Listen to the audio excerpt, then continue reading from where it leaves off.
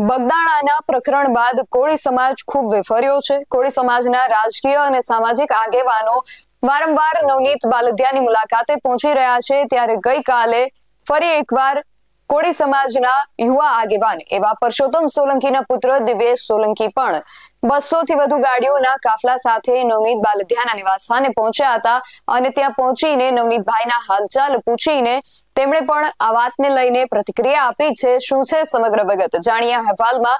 જય Hind, BSI TV news પર આપની સાથે હું છું નિધિ ગઢવી। પરસોત્તમ સોલંકીના પુત્ર દિવ્યેશ સોલંકી પણ હવે બગદાણા મામલે મેદાને આવ્યા છે અને ગઈકાલે સાંજે લગભગ 200 થી વધુ ગાડીઓના કાફલા સાથે દિવ્યેશ સોલંકી નવનીત બાલદિયાના નિવાસસ્થાને પહોંચ્યા હતા।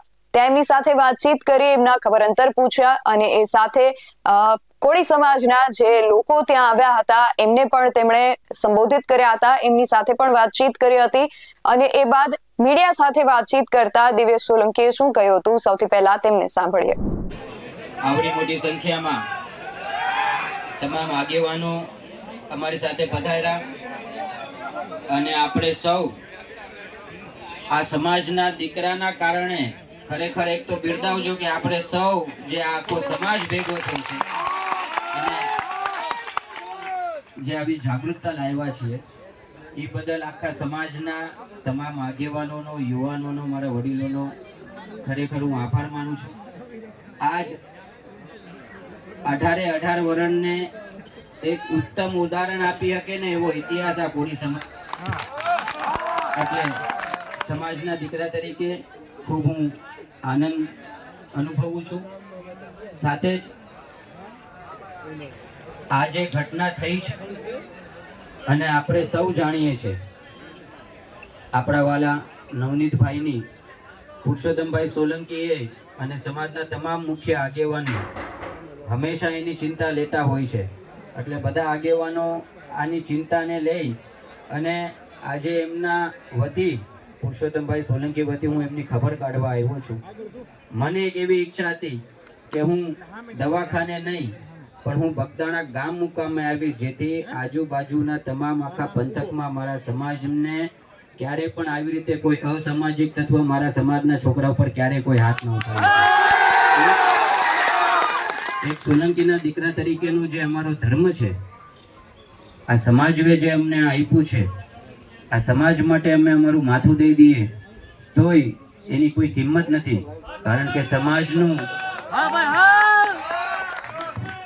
અમારું આ ઘરેણું હંમેશા અમારા હૃદયમાં છે, એટલે આ તકે મારા સમાજને હું બિરદાવું છું।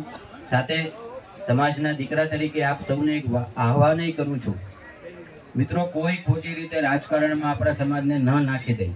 આપણે આપણા સમાજના દીકરાને ન્યાય અપાવવા માટે દોડવાનું છે, બાકી કોઈ બીજી ટીકા ટિપ્પણીમાં કોઈ ઉશ્કેર આવે તો ઉશ્કેરાતા નહીં। તમને એક ભાઈ તરીકેની આ એક મારી નમ્ર અપીલ છે। સમાજ એક સાથે ભેગો થઈ અને આપણા ભાઈને આપણે ન્યાય અપાવવાનો છે અને મને ચોક્કસપૂર્વક મને એ બાબતે વિશ્વાસ છે કે 110% એ આપણે રાખ્યો છે એ ધ્યેયને આપણે 100% આખો આ સમાજ ભેગો થઈ અને એ ધ્યેય પ્રાપ્ત કરશું।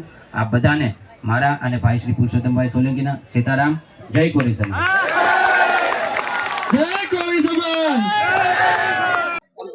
સૌ પ્રથમ પહેલા તો બગદાણા ગામનો અમારા બજરંગદાસ બાપાના ધામમાં અમે પધાર્યા છે અને બાપાના આશીર્વાદથી અને આજે આખો બનાવ બન્યો છે એના કારણે આખા સમાજમાં જે એકતાનો માહોલ જે બની ગયો છે એ બધાનો હું ખૂબ ખૂબ એક આભાર માનું છું કે આખા સમાજમાં જે એકતાનો માહોલ જે બની ગયો છે। દિવ્યેશભાઈ, તમે અને તમારા કાકા બાપુજી દ્વારા સરકારમાં ખાસ આગેવાનો દ્વારા રજૂઆત, એસઆઈટીની રચના થઈ, આ તપાસ શરૂ થઈ છે, જે આરોપીઓ છે તેને રિમાન્ડ પણ લીધા છે વધારાના, આ તપાસને કઈ દિશામાં જોવો છો, કેટલી અપેક્ષા, આશા? આ ગુજરાતની ભાજપની સરકાર છે અને અમે જ્યારે આ મહુડી મંડળ નવનીતભાઈ વતી જ્યારે આ રજૂઆત કરવા સરકાર સમક્ષ ગયા હતા, સીએમ સાહેબ ખૂબ પોઝિટિવ હતા અને સાહેબે 2 જ કલાકના અંદર એસઆઈટીની તપાસ આપી દીધી અને એના પછીના સતત એ તમામ જે બાહોશ અધિકારીઓ છે એની તપાસને આગળ ધપાવી રહ્યા છે અને અમે એ તપાસથી સંતોષ છીએ.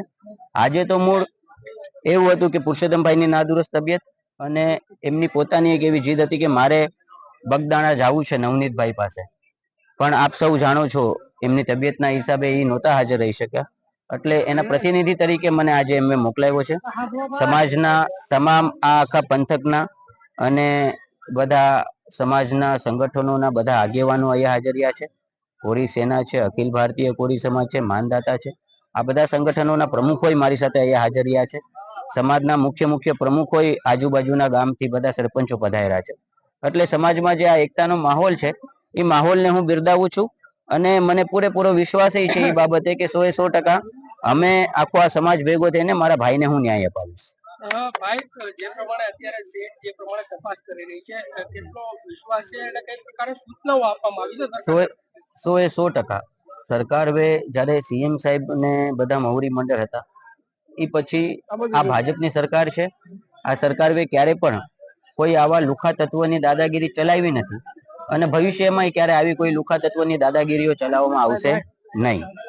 ભાઈ, નવનીતભાઈ તરફથી પણ એવું નિવેદન સામે આવ્યું છે કે જે મદદગારો છે એની તરફ એની 100% એની તપાસ થશે. આમાં ગમે એ વ્યક્તિ હશે, ગમે એ પ્રકારનો વ્યક્તિ હશે, એને કોઈને પણ આમાં બક્ષવામાં આવશે નહીં. સમાજ આખો નવનીતભાઈ સાથે કોઈ શંકાનું સ્થાન નથી. એમનું કહેવું છે કે આ જે કેસ છે, ભારતીય જનતા પાર્ટીની સરકારે ક્યારેય કોઈ આવા આવારા તત્વોને છોડ્યા નથી અને છોડશે પણ નહીં. અને ખાસ આજે રવિવાર છે, કોળી સમાજના આગેવાનોએ અગાઉ પણ રવિવાર સુધીનું અલ્ટિમેટમ આપ્યું હતું. એસઆઈટીની જે ટીમ છે હાલ આ કેસની તપાસ કરી રહી છે, ત્યારે એમણે રવિવાર સુધીનું અલ્ટિમેટમ આપ્યું હતું કે રવિવાર સુધીમાં હવે આ કેસમાં કંઈક નવું સામે આવવું જોઈએ. અને જે આરોપીઓ છે એના રિમાન્ડ 3 દિવસના મંજૂર કરવામાં આવ્યા હતા, એટલે શનિવાર, રવિવાર અને સોમવાર સાંજ સુધીના આ આરોપીઓના જે રિમાન્ડ છે એ પણ મંજૂર કરવામાં આવ્યા હતા.